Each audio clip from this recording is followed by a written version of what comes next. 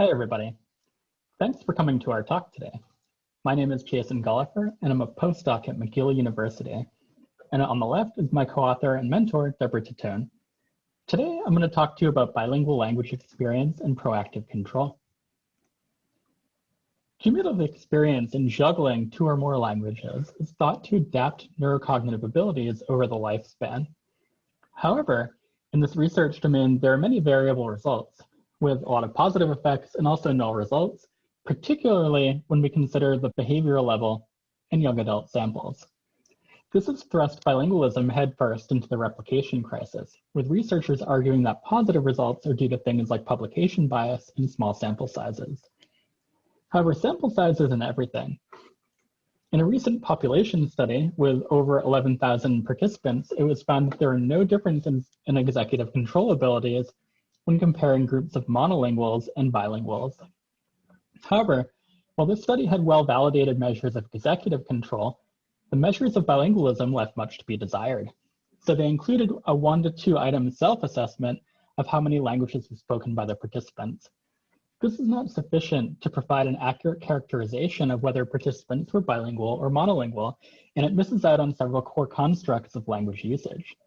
Thus, it's really hard to know whether the two groups of participants in the study were truly drawn from separate populations or not. As I see it, there are at least two issues to consider in this domain. First, validated and continuous assessments of bilingualism are commonly ignored in favor of simplistic group comparisons. This can overshadow important individual differences in language experience. Instead, we need to contextualize our samples and use continuous measures of bilingualism to work towards identifying boundary conditions for potential cognitive effects. Second, we tend to focus on executive control tasks that index reactive control in the moment. However, we know that control can also be applied ahead of time by using active goal maintenance.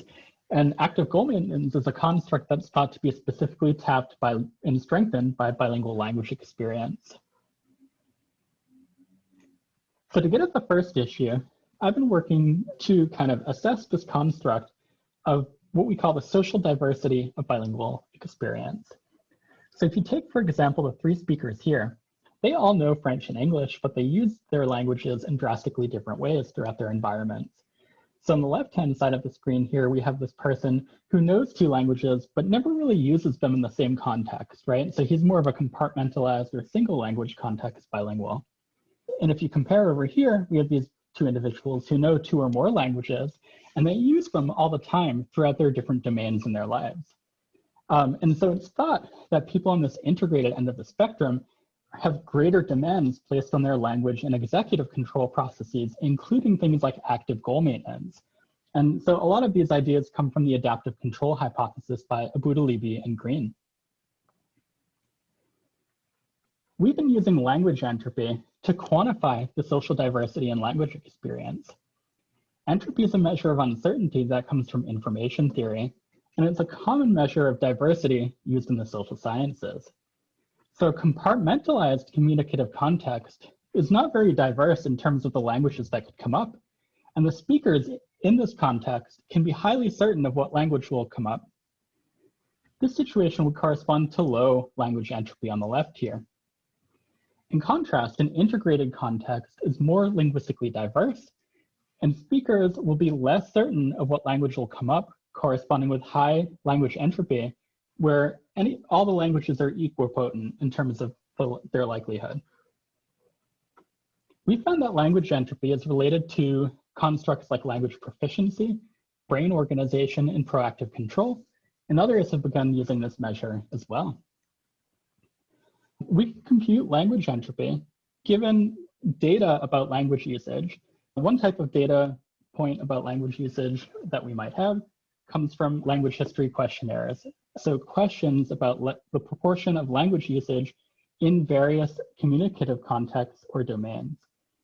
So if we get these proportions of usage, we can compute language entropy for a given individual for several domains using the equation here on the left. And just to give you a very simple illustration of how language entropy might work for a given individual for a given context, let's look over here on the right. And what we can see here, we have language entropy plotted on the y, and then proportion of usage on the x-axis.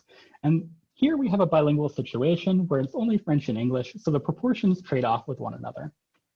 So if we have no English usage in a context, it's going to be all French all the time, and this corresponds with a low language entropy. If we ramp up English usage, so that way it's 50-50, equal probable, we're going to have the highest language entropy, max entropy. And then if we increase English usage all the way up to 100%, we again have a low language entropy situation. So this was a simple example, but this methodological approach is really flexible. You can extend it to multiple measurement types, so it could be used for objective measurements of language usage as well. It also is very flexible in that it extends to situations where 2 or more languages occur, right? So if there are only 2 languages, you could compute a different score between 2 variables. However, if you have more languages, it becomes difficult to compute a different score. Similarly, language entropy is cool because you can estimate entropy in several different communicative contexts, which provide some convergent validity to the measure. Okay, so we wanted to relate language entropy as a marker of bilingualism to proactive executive control. And to do this, we had 3 basic research questions here. So first, we wanted to know, are individual differences in language entropy associated with proactive control? And then second, we wanted to know whether language entropy explains variance over and above other crucial variables, like the sheer exposure to the second language or individuals' age of acquisition, the second language. And then finally, we wanted to know whether these results are going to generalize to new samples of speakers. And to do this, we used a machine learning cross-validation approach. And so you can check out this data we recently published in a JEP General paper. And this comes from a sample of over 400 bilingual or multilingual individuals living in Montreal, which is a highly diverse environment linguistically. To measure proactive control, we used a well-known task called the AX continuous performance task. This task allows you to compute what's called a proactive cost score. Without going into the details of the task, feel free to ask me about it later. People who have higher proactive cost scores tend to make their decisions proactively ahead of time, and it's thought that they use active goal maintenance to do so. So the simple prediction here is that if bilingualism taps active goal maintenance abilities, then people with high language entropy should generally exhibit higher proactive cost scores. To answer this question, we modeled performance on the AXCPT reaction time specifically as a function of bilingual language experience. We computed language entropy for 6 different contexts from our questionnaire: reading generally, speaking generally, language entropy in the home environment, in the work environment, and in the social environment. We then conducted principal component analysis to identify the latent constructs running through our data and to reduce the number of variables. And we found evidence for 2 components here. The first component was related to language entropy generally, and the second component was related to language entropy for the work environment specifically. So we have these kind of like general and work components. We also modeled as independent predictors L2 AOA and L2 exposure.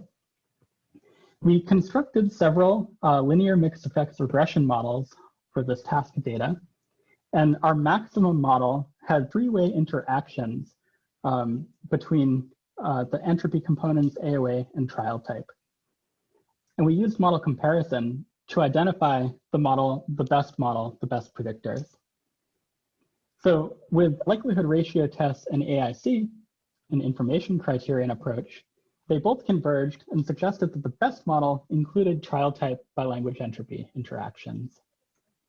And so here I'm showing you plots of the model estimated reaction time on the y-axis as a function of each of the entropy components. So on the left here, what we can see is that as general entropy increases, it's associated with a corresponding increase in this proactive score, this difference between AY and BX trials. So this suggests that bilinguals who are highly integrated have larger proactive cost scores like we predicted.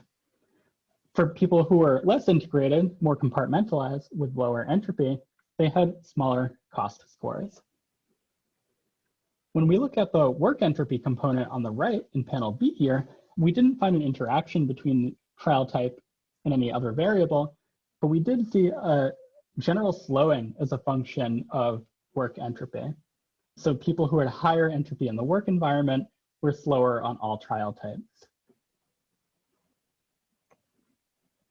So it's at this point that people often ask to see the actual data, right? Because I showed you predicted reaction times from the models. So here you can see the data as a function of each of the measures of interest.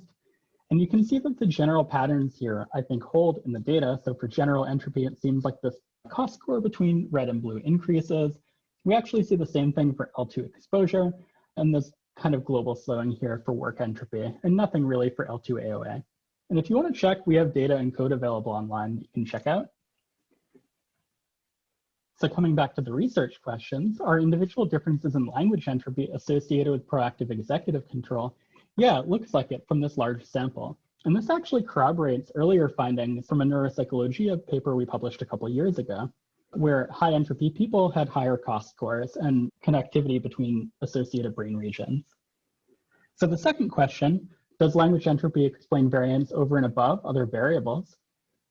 Yes, it looks like it. So language entropy was the best individual difference predictor, and the other individual difference predictors weren't selected by these methods of model comparison. So then we want to answer the question of whether the results are going to generalize likely to new samples. And to do this, we used a machine learning approach with cross-validation. And so what we did here is we cross-validated our Elmer models. And so generally what we did is we separated our participants into different folds, and we trained the models on some folds and then predicted other folds. So without going into too much of the details, what this allows you to do is assess how well the models predict novel performance that weren't used in the training of these models. And so you specifically here look at the test error or the root mean square error on the testing set to compare models. And what we found here is, again, the best model seemed to be the model that included trial type by entropy interactions because it had the lowest root mean square error. However, also, all models tend to perform pretty similarly. They're all within about 1 millisecond of this mean error on each other. And so really, if you wanted to be parsimonious here, you could go with this trial type alone model, which is the model with the fewest degrees of freedom used. So will the results generalize to new samples? Well, this analysis would suggest maybe not, because the best models weren't substantially better than simpler models. And I think that this all comes down to the idea of effect size. If we look at the effect size in this data set, for example, the trial type by general entropy interaction, it's pretty small, a D of about 0.06, which I would still say is an effect, but it might be that we need many more people in order to get any evidence that this will cross-validate. So some summary and conclusions. I think it's still really interesting that there was general agreement between all these different model comparison methods about the best model, including language entropy. And it seems like higher language entropy was associated with proactive control and goal maintenance. However, these models may not lead to substantially better predictions compared to simpler models without them. Collectively, I think that these results suggest that the effects of bilingual language experience on proactive control, if they exist, are likely very small. Still, I would say that it's crucially important for us to characterize our samples using continuous measures. And I think it's also important that we have continual validation of all the measures that we use, including self-report and objective measures, in order to build a stronger case. And so I just want to say thank you to everybody here and to our funding sources. I also want to make a couple shout outs to some posters that you can check out at this conference from the Titone Lab. Thank you, everybody.